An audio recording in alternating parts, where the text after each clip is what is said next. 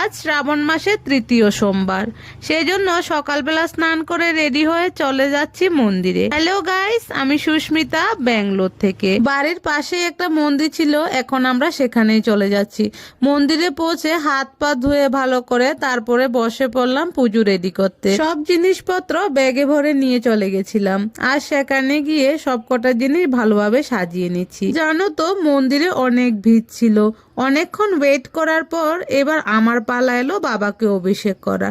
দুধ, দই, ঘি, পঞ্চামৃত সবকিছু দিয়ে ভালো করে বাবাকে অভিষেক করে নিলাম। তারপরে ধুত্রা ফল, ফুল, বেলপাতা এবং একটি গোটা ফল বাবাকে অর্পণ করলাম। আমার পুজো করা কমপ্লিট হয়েছে। প্রণাম করে এরকম করে 3টা হাতের তালি দিতে হয় পুজো শেষে। এরপর ভগবান শিবের বাহন নন্দী মহারাজকেও অভিষেক করিয়ে ধূপ দ্বীপ দেখিয়ে নিলাম। বট গাছেও অভিষেক করে নিচ্ছি এখন, দুধ, দই, ঘি সবকিছু দিয়ে, এবং সাথে দিলাম পান, সুপারি ও ফুল। নাগ দেবতাদের অভিষেক করানোর পর এবার আমি মন্দির প্রদক্ষিণ করে আমার পুজোটা কমপ্লিট করলাম। তো তোমরা কে কে ব্যাঙ্গালোর থেকেও বাবার পুজো করেছো অবশ্যই কিন্তু কমেন্টে জানাতে ভুলবে না। দেখো মন্দির চত্বরে কি সুন্দর পায়রাদের ঝাঁক এসে খাবার খাচ্ছিল। তো আমি আর আমার বান্ধবী সেখানে বসে অনেকক্ষণ গল্প করলাম, মনটা একেবারে ফ্রেশ হয়ে গেল। তো বন্ধুরা, আমার এই ভিডিওটা তোমরা ব্যাঙ্গালোরে কে কোথায় থেকে দেখছো অবশ্যই কিন্তু কমেন্টে জানাতে ভুলবে না।